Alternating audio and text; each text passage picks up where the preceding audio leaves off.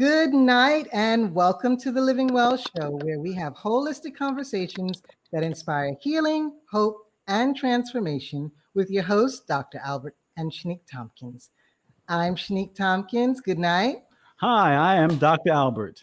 Thank you so much for joining us tonight. We are ready and excited for tonight's topic. So, Dr. Albert, let's jump in. Yes, let's do that. So today's topic is entitled Quitting is Not an Option, How to Face Your Fears During the Pandemic. And as we all know, we are currently still in a pandemic. And as a counselor, I'm seeing a lot of my clients facing all kinds of fears, all things that are troubling them. And some of them even want to quit. But today, we have an expert to talk about that in the person of Coach Royce Dennis. Now, Coach Royce is the head cross country and track and field coach at Houston-Tilson University in Austin, Texas. And he believes people have a choice to overcome life's challenges or disappointments and transform them into championship moments. As a young man, he developed his skills in sports and wellness training. And in fact, in 2004, he was afforded the rare opportunity to train for the Olympics. Woo-hoo. Wow. However, due to a sports injury, he was not able to run and qualify.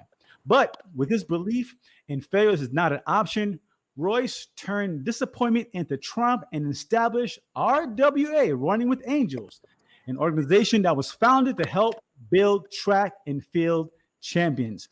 Now, Coach Royce holds a bachelor's degree in science in kinesiology, human performance, and he is the president and CEO of VisionBodyTX, which is a personal and group fitness training organization. And as a philanthropic trailblazer supporting various charitable organizations, Royce replicates leadership on and off the track field. We want to welcome Coach Royce. Welcome, Coach, and welcome to the Living Well Show. Go ahead and greet the people, please.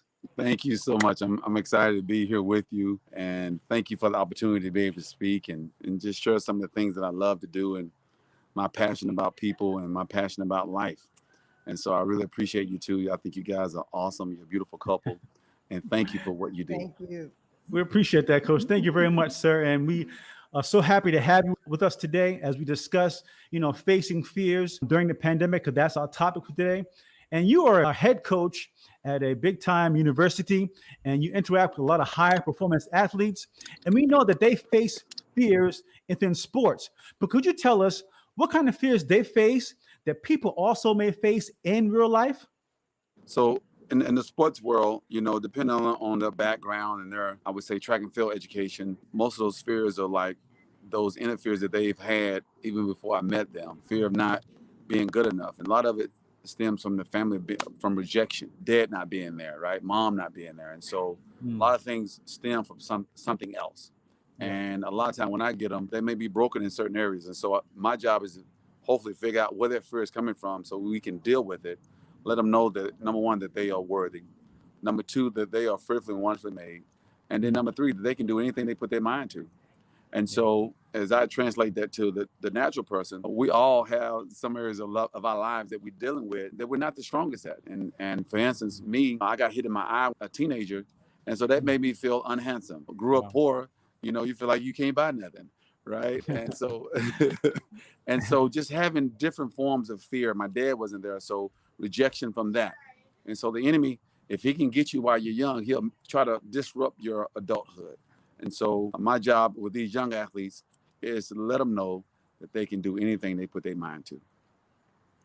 That's so true. We go through tragic events in life, and that is such a formative time. And so you mentioned that you had your eye event, but you also had another tragic event, and that's being injured right before the Olympics, not even being able to have that chance. Will you share with us how that event changed your life and how you were able to get over that fear and reinvent your life? The truth is, I'm in an amazing church. My pastor is Bishop L.A. Wilkerson, and it was from his teachings. And I didn't even know I was living in fear until I started going to church. He started preaching about it. I was like, wait a minute, I think I got some of that. That sounds like me. In the world, in the sports world, they tell you, it's okay to have butterflies.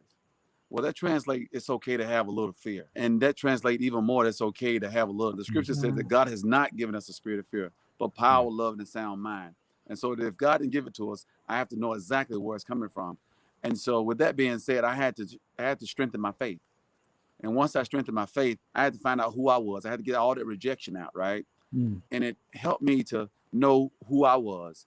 And so my identity was in track and field. It was so many things and lessons that came from it. I didn't know anything else. I didn't know who I was. I didn't know what color I liked because I was such on the pursuit of this dream. And I cried like a baby. I can remember like it was yesterday. I cried like a baby. And I found out that one of my legs was shorter than the other. And I was going to the wrong chiropractor at that particular time. I wouldn't say wrong. It was just a wrong diagnosis.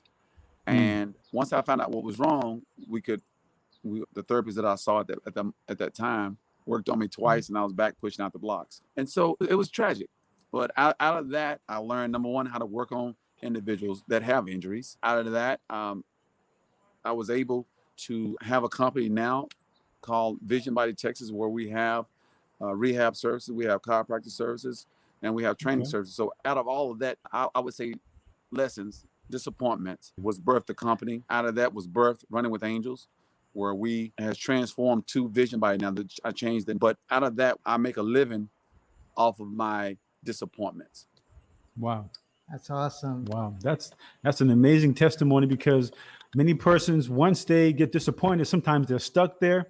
And earlier you kind of alluded to, you didn't know who you were. You had low self-esteem, and it was tied to track and field. And that kind of speaks to the topic of self-talk and being positive. And so as a coach and as a leader, please tell us about the importance of self-talk as you face your fears, not only in life, but also specifically about the pandemic, because many people are fearful at this time. Gotcha. I'll give you maybe 2 or 3 examples. My first example is that, there are so many thoughts coming through your mind each day. And, I can only go back to some things I was taught was take captive of every single thought and bring it to the obedience of Jesus Christ. So taking that thought and then releasing something positive against it. So if I heard something say, Royce, you can't do that, I would bind that thought up and I say, yes, I can. And I would say I can do all things through Christ who strengthens me, right? So that's where my strengths come from.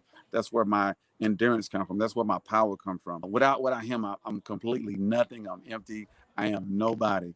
But with him, I can do all things. And so I absolutely know that. And so I'm always telling myself that I can do it, right? And so when doubt comes or fearful thoughts come, I have to continue to tell myself that I can. Even in the collegiate world, we were faced with not making it to nationals. My second year there, my first year there was me establishing myself. My second year there, I said, you know what, guys, we're going to nationals. So I got a picture of the team that won the nationals before, and I put it up on the wall. And every day I would tell the students, we're going to nationals. And they would say, we're going to nationals. Now I would have them say, I am the greatest of all times. I always win. I have what it takes to be the best. Every day and every way, I'm getting better and better. And so, matter of fact, I had one of my clients. Come here, Ellis. This is one of my little young clients. Come on this side over here. Come on this side over here. We're going to say I ams real quick. You want to say the I ams with me too? You come on this side. Come on this side. You get in there, boy. Hi, buddy. Say hello. Hi. Hello. Sit down. All right, we're gonna say I ams real quick. So these are some of my students. He's been with me 2.5 years now, and she just started with me, so she's been with me about 3 months now.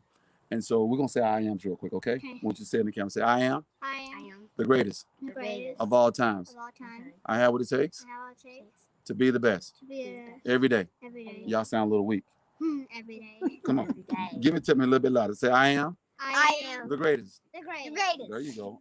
Of all times. Of all time. I have what it takes I have what it takes to be the best to be the best. every day. Every day. Every day. Every day. Every day. Every day. Like today. Like today. I am I am getting better and better. getting better and better. All right, now get on out of here. I'll get with y'all later. Thank you, guys. That's great. That's great. That's great. That's powerful. So I'm sure that impacts it. Wouldn't you say that? Correct. Yes. And so you're speaking life to yourself.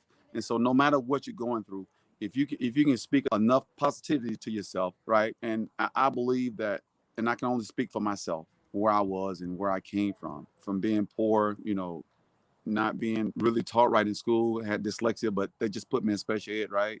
But I was determined.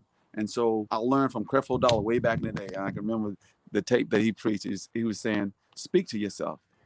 And I remember speaking to my closet because I only had 2 pair of pants, no suit, and I wanted a nice suit. I was tired of them cheap suits, and I didn't have none at the time. And I was doing an interview on TV for the Olympics, and my brother-in-law gave me a little suit, and I would wear that suit to church, and people thought I was trying to be cute because I would hold my hands like this. It was so tight I couldn't raise my hands up. And I can remember talking to myself that one day that I would have nice suits, one day that I will be able to afford that, one day that my closet will be filled with whatever designer suit that I desire. And I have that today. And matter of fact, I've had at least 2 or 3 different wardrobes just by speaking to what I want. And so do I believe it works? Yes, absolutely. I believe it's worked. And I speak it to my credit score. I speak it to my athletic team, my track team. I speak it to my finances. I speak over my business, and I speak over my life as well. You know, I had an issue the other night. Something's going on with my stomach. I laid my right hand on my head, my left hand on my stomach, and I declared and decreed. I said, I am healed. I am healed. I kept saying it till I went to bed. I woke up the next morning. You know what? I was healed. Yes, sir. Awesome. Yes, sir. And so, yes, does it work? I believe so. Wow. So you seem to have such great willpower and you seem to be so motivated. What is your source of motivated? What keeps you motivated? And then how do you keep your athletes motivated when there's so much dismal around us every day? I would say one of the things that keep me motivated is that I grew up poor and I don't want to go back. And so That's a motivator. My family not doing as well as they could do financially, right? And I just talk about my immediate family, and that motivates me to keep pushing forward. And so keeping Jesus as the center of my will keeps me motivated because I don't want to go to hell either. So that that keeps me motivated. That's a motivator too, huh? So that keeps me motivated. And with my students, paint the picture, right? And I believe that if you can visualize something, there was this one particular group that was back in the day, and they made up their mind that they're going to build a tower to God. And so the scripture says is that whatever they put their mind to do, and the God says I have to go down and confuse the languages because those individuals will mess around and build a tower to heaven. And so the power of one, the power of visualizing where you want to go. And so the purpose I mentioned earlier, I got a picture and I showed the athletes the picture of nationals because if you can get it in your psyche, if you can see it, it's just a matter of time before it can manifest. Yeah. Yeah. And so that's where I'm at with that. And so I paint the picture. Hey guys, we're going to national. Hey guys, we're going to win conference this year. And so I paint the picture. Every single day I'm talking about a conference. I'm talking about nationals. And so when I text them, I say, good morning, champions. I don't say good morning, losers. I don't say good morning, mediocres. I say good morning, champions. Why? Because I'm painting the picture. I'm planting in their mind that we are champions and we're going to win. And we don't train like anyone else. We train like the best. If you're not going to bring your best, stay at home. Yeah. Yeah. That's great, Coach. And I believe that's something that needs to be taught more to our youth and to even adults, even in this stage of life. And just want to know, as you speak these things to your athletes, how long do you think it takes for them to kind of catch on to the vision? How long do you think it takes for them to finally say, okay, I see what Coach is telling us, that he's right. We are champions. We are going to make it. How long do you think it takes about? Well, that depends on the individual. Okay. That also depends on their upbringing and all the junk that we have to get out. Now, I'm about to use a word that's probably not used a lot, but brainwashing. And so I have to wash their brain from all negativity, the upbringing, the doubts. And so we have to do a brainwashing, right? From negativity, I can't make it, or having bad coaches in their life that tore them down and not build them up. And so my objective is to build them up. My objective is to uplift them. So I don't do a cruel style of training. I do my job. I do my best to lift them up. I do my best to correct in a loving kind way, stern, right? So we don't act like that. This is how we act, right? And so this is how we talk. We don't try to do that. We do it. So I do my best to eliminate negative words like try, I can't. And we don't say things like those are cuss words to me, right? We don't try to do nothing. We're gonna do it. right? And Yeah. so I paint that picture somewhere around the third or fourth track meet. They start to get a little bit faster. Somewhere Mm. around conference, they start winning. And all of a sudden, they just start believing we can make it. And they begin to look at their times according to other team times. And so somewhere along the way, that seed begins to germinate. Some folks, it may take 2 months, 3 months, 4 months. And some folks believe it because they're so hungry for love. They're so hungry Mm. for someone to speak something positive into them. They just soak it up Wow. right immediately, right? So everybody is different. Yeah. Okay. I appreciate that because, this is not magic or anything like that. And it's a process. As you said, you got to keep speaking it no matter what you see, no matter how you feel. You keep saying what you want, and eventually you're going to get there. So I appreciate you sharing that with us. And because some people might be discouraged. So what would you say to those who are discouraged? I spoke at one time, or, I tried that. What would you say to those people? Because right now, many persons are going through, facing many different type of fears. And so they're kind of discouraged. What would you say to encourage them at this time? Okay, I'll say this. And so when the pandemic first hit, I jumped in my Bible, right? And I began to read a bunch of scriptures about fear because there was a lot of tension in the atmosphere, a lot of fear in the atmosphere. And I was okay. And then Mm. one day I started thinking about going to the the grocery store and touching what everybody else touched. And before I knew it, I found myself so Mm. afraid. I'm like, oh God, okay, and I said, wait a minute, get yourself together. And I Yeah. forgot what I had been saying to myself. I Mm. will not fear. I can handle and conquer anything that comes my way with God on my side. And I had to get back in my word, right? I had to get Mm. back talking to myself and get myself together. Did I get there overnight? No. This is years of speaking to myself, right? Yeah. And so I have an attitude not to quit. So if I'm just crazy enough to just keep on believing, I ain't got nothing else to do. And so I wasn't born with an inheritance. So I ain't got nothing to go back to. So as a matter of fact, I burn the bridge every day Mm. because I can't go Wow. back to tomorrow. I Wow. don't have a choice but to win today. That's good. And so whatever it takes, whoo, I gotta win. Yeah. Yeah.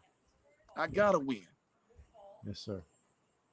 That's And so good. I have to believe what I'm saying. Yeah. I don't have a choice. Wow. I Wow. believe it so much that I'll die for it.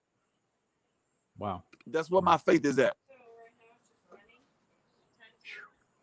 That's Powerful. powerful, Coach. That's powerful, sir. And we appreciate you being honest, open, and sharing your conviction about what you believe, because I think it's really going to help many people during this time. And so, on that note, what kind of health and wellness tips can you leave with our audience who are right now facing their fears and facing this pandemic? Yeah, yeah. What I've noticed is that so many people have locked themselves up inside the house and haven't done any exercising. And they're sitting in that chair, and so they're getting, lower back pain, upper back pain, and some of them are just getting thumb pain from watching too much TV, and the muscles are not moving, right? And they're depressed. So the body's designed to move. So I would encourage everybody to get outside at least once in the morning and once in the evening.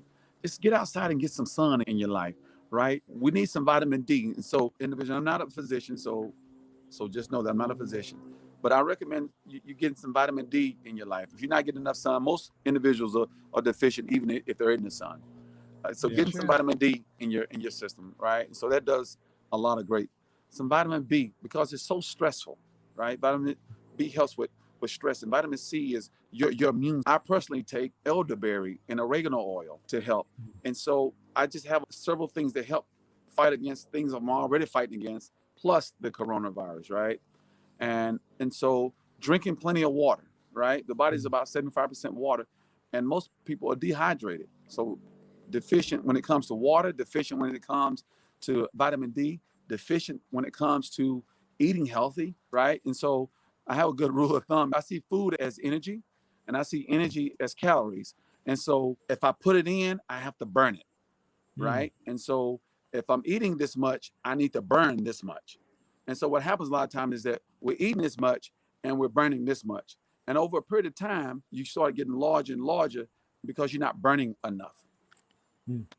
You're Yeah. not burning enough. And so you need to burn more calories throughout the day.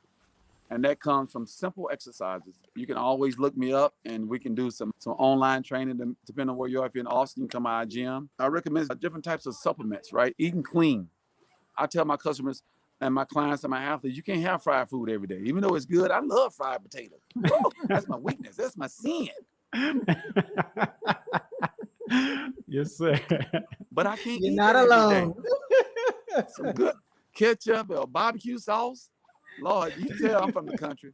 Everything got barbecue sauce on it. But I can't eat fried food every day. And so for the last couple of weeks, I lost about 5 pounds. And I'm not recommending this for anyone. I was doing it for spiritual reasons. I just fasting and praying. So I went from 6 to 6, 5 days one week. I skipped the week and I went 6 to 6 again for at least 5 days. And just by pushing back, I've been able to lose 5, 6 pounds. I think as individuals, we eat too much. We eat 3 meals and then snacks in between. And so we are well fed. Now, I do understand that there's individuals out there that are hungry. And I'm not talking about those individuals, but I'm talking about the individuals that have a little bit too much on the tummy, a little too much on the gut, right? And so when you lay down and when you're having all that around your midsection, there's too much pressure on your heart.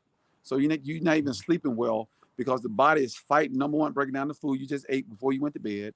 And then it's fighting against all the fat that's already built up. So I just encourage you to eat clean, eat light. Your meal should be the size of your fist, right? Here in Texas, everything's big, right? You got big plates, big chicken. I don't know what they feed these chickens in Texas. Like exactly. Chicken so big, you can ride them to school. Yes, a fact. It's a fact. And so lowering your portion sizes, right? And I was raised, boy, you better eat everything on your plate. So I still have that mentality. Eat everything on my plate, even though I'm not hungry anymore, even though I'm already full. And so being more disciplined with your mind to say enough is enough. And so when is enough going to be enough, right? And so you have to have the hard conversation with yourself, right? If you're not where you want to be and you look in the mirror, you're not happy with your body, do something about it. Yeah. Right. And that may mean you may do some push-ups, but the push-ups I'm talking about is not getting on the floor. That's you pushing away from the table. That's you thinking about the way that I eat. Right. So some people eat when they sad. Right. Some people eat when they sad, and some people eat in all those occasions. Right. They just get happy, sad. They just they love to eat. And so I get that, but lower your portion sizes. Right. Can't have soda water with every meal, right? And so being conscious of all those calories that you're putting in your body. And if you're not going to burn them, don't put them in. So you need to have a balance of whatever you're going to put in, you're going to burn. That's good. So I'll say that. Okay. We appreciate those tips. And I tell you what, you've gave us a lot of information. And the last couple of minutes here, could you please share with us how can persons get in contact with you in case they want to train with you and they want to follow your regimen and get them more information about what you do, especially like your business, VisionBodyTX, and that new email equipment. Please tell us about that as we close up here. So we decided to invest in what we call electromuscle stimulation, where it's designed to give you a workout in 20 to 30 minutes. So you'll get a complete full body workout. Is 30 minutes is considered 3 hours worth of training. Wow. So it's really new age, forward thinking technology. So we do the same workouts we would normally do just in our power suits. And there's 20 electrodes within the power suit. And so you can only work out 3 days a week in those suits because it pulls on the muscles that much. And so we have to be careful not to allow the immune system to get from the system. So we start everyone out roughly 2 days a week, and we'll work up to 3 days a week. But basically, the normal individual only needs about 2 days a week. And so where individuals working out 5 days a week, I could train an individual for 3 days a week and get the same results or even better. And the name of our website, you can get us at VisionBodyTX. So VisionBodyTX.com is where you can reach us. You can follow us on Instagram, Facebook, and check us out on our website. So this bodysuit that you all have, can the training be done remotely or we have to be there in Texas? So I cannot control it from Texas to where you are. But that was my question. Dr. Albert may say, you know what, she's been naughty tonight. Could you put that on a side, put that on a 12? And so we weren't going to do that, Or she may say, Doc's been really mean to me. Put him on the 17. So the way we do it, I'm a distributor, and so we would ship the equipment to a trainer there, and that trainer there would train you in that area. So it roughly Okay. has about a 30-yard radius, and we are a distributor here in Texas, and we would love to get this equipment out to you guys. And if you got have some local trainers there that want to take their training to the next level, we are the place to get the equipment. Awesome. Awesome. Well, Wow. hopefully we have some of our trainers out there who are listening who will look up Coach Royce at VisionBodyTX.com because we need that technology down where we are. We love Yes, to have it's it. coming soon. It's coming soon. I already in contact with one of your trainers down there, so it's coming soon. Awesome. Awesome to hear. Awesome to hear. Yes. Awesome to hear. Well, Coach, any final words before we close out? I would say quitting is not an option. And if you find yourself about to quit, look yourself in the mirror and ask, is it worth it? So often I tie a big towel, a hand towel around my wrist when I'm at home meditating and praying to remind myself not to throw in the towel. And if it's tied to me, I can't throw it. Wow, that's great. And so depression is real, right? Heaviness is real. This coronavirus is real. But what's even realer than that is Jesus. And so my hope in him gives me victory for my day today. And so if I can stay sharp in him, if I can stay motivated in him, I can handle anything else that comes my way. And so I believe that some of the toughest trials have already happened in my life. And so if I can go through those, I can do anything. So I just want to encourage you not to give up. I want to encourage you not to give in, throw in the towel. I want to encourage you not to give in, because greater is he that is in you than him that's in the world. And you can do it. Wow, Coach. Thank you so much. Austin is blessed to have you. Your team and your clients are blessed to have you. You are amazing.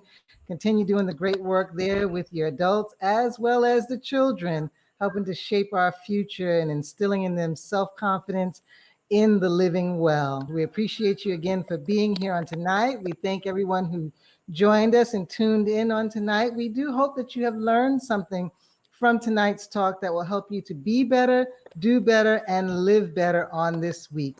And hey, we'd love to hear from you. If Coach has said something that you're going to take and implement, do share with us in the comments. And also, if you have found this valuable, help spread the word by liking, sharing, subscribing, or reviewing this episode. That is all that we have tonight.